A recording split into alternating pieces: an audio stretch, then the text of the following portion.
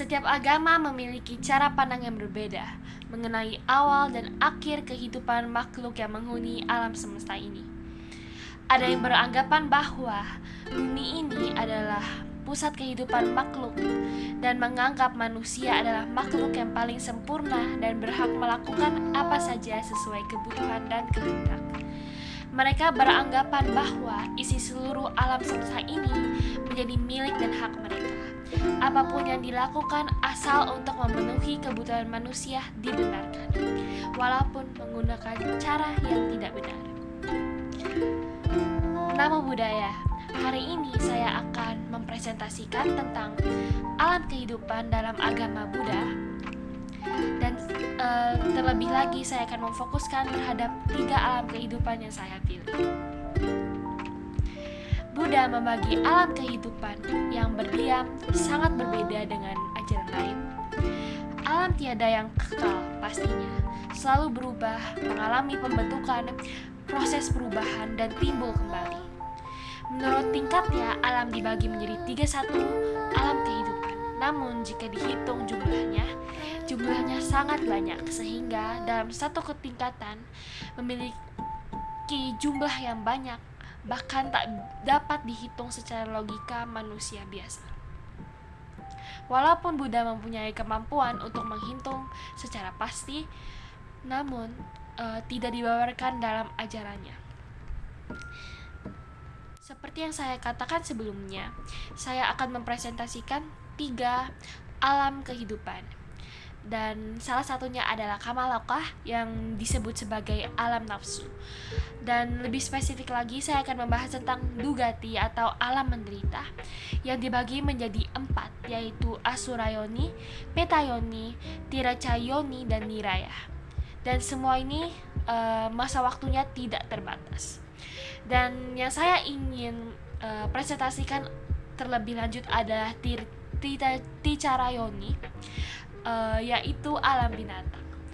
Jadi alam binatang dan juga Petayoni itu adalah alam nafsu yang saya akan presentasikan. Dan juga ada alam Arupaloka atau yang kita sebut sebagai alam tanpa bentuk. Dan saya akan membahas tentang Nevasana, Nasayana, Yatana. Maaf jika salah pengucapannya. Namun Arupaloka, Nevasana, Nasayatana memiliki batas umur yang sangat panjang, yaitu 84.000 MK.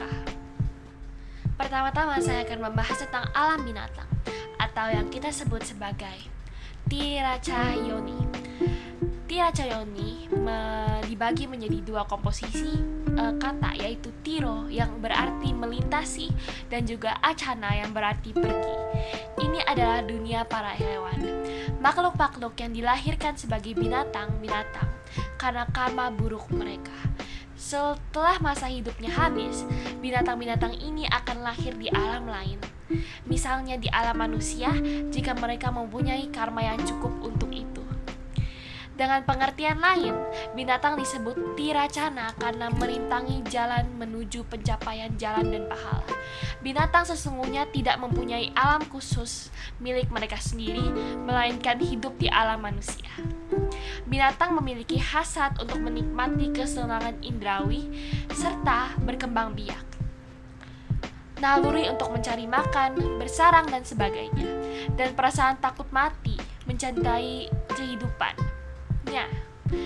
Binatang tidak mempunyai kemampuan untuk membedakan kebijakan dan kejahatan, kebenaran dari kesesatan, dan sebagainya.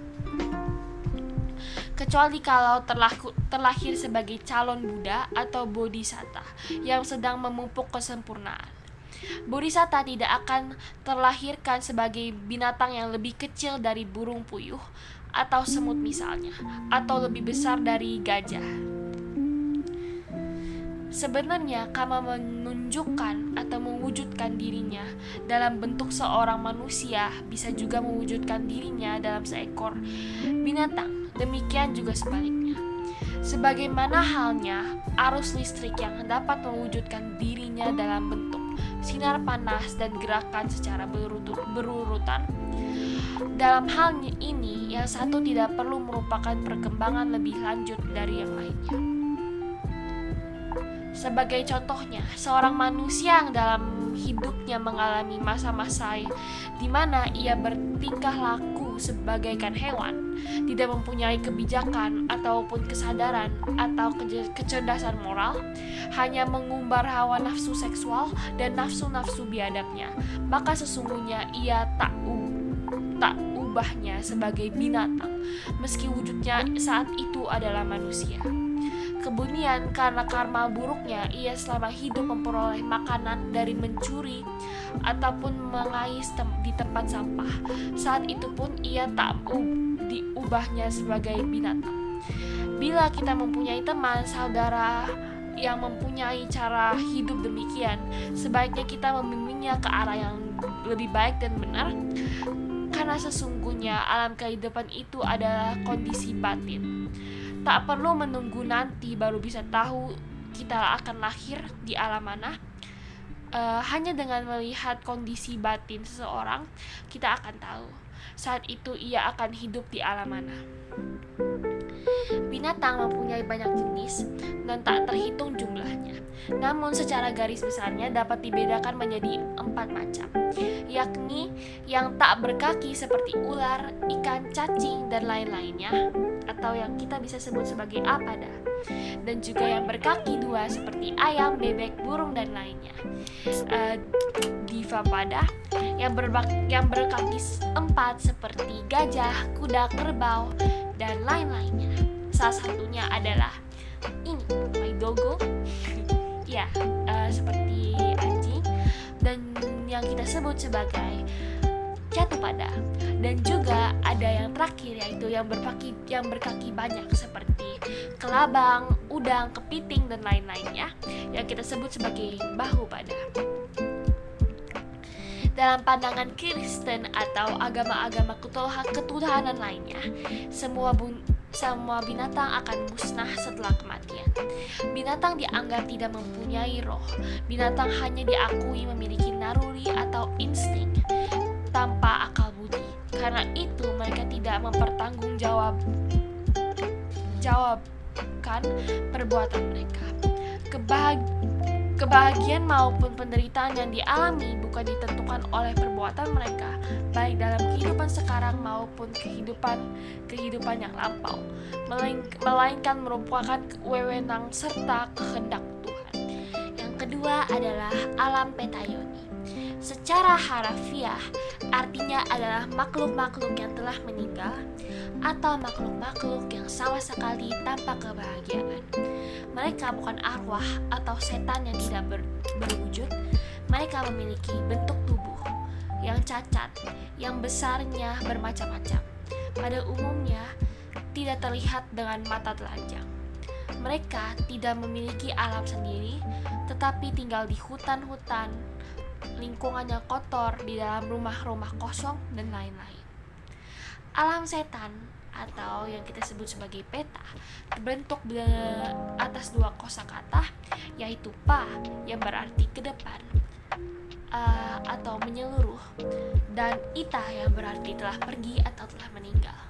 Berbeda dengan makhluk yang berada di alam neraka yang menderita karena tersiksa, peta atau setan hidup sengsara karena kelaparan, kehausan, dan kekurangan. Kejahatan yang membuat sesuatu makhluk terlahirkan sebagai setan ialah pencurian dan karma-karma buruk lainnya. Seperti binatang, setan tidak mempunyai alam khusus milik mereka sendiri. Mereka berada di dunia ini dan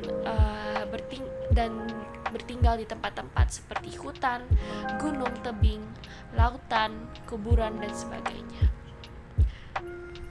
Beberapa jenis setan mempunyai kemampuan untuk menyalin rupa dalam wujud seperti dewa, manusia, petapa, binatang, atau hanya menampakkan diri secara samar-samar seperti bayang-bayang gelap dan lain-lain.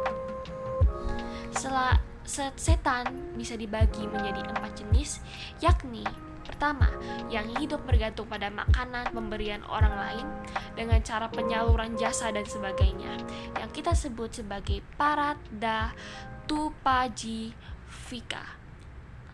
Atau yang kedua, yang senantiasa kelaparan,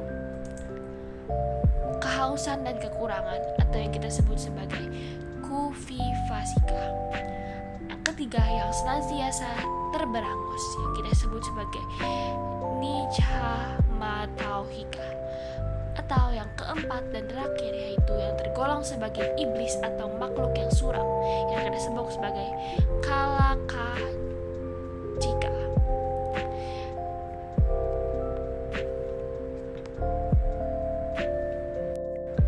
Terakhir yang saya akan bahas adalah Nivasana Nasayatana, atau yang kita sebut sebagai alam tiada pemahaman. Para makhluk di alam ini berdiam dalam batin yang padam atau tiada pikiran, batin yang tidak bergerak sama sekali. Yang terakhir di sini adalah makhluk yang suci dan berhasil meraih samadhi tingkat Catuna Arupajana, yang berobjek pada bukan ingatan, bukan pula tanpa ingatan. Usia makhluk di alam ini mencapai sampai 34.000 mahakapa. Demikianlah presentasi saya tentang 3 alam kehidupan yang saya fokuskan. Masih ada banyak alam kehidupan lain yang bisa kalian lakukan riset sendiri, dan semoga presentasi ini bisa bermanfaat untuk kalian semua. Namo Buddhaya. Terima kasih sudah mendengarkan presentasi saya.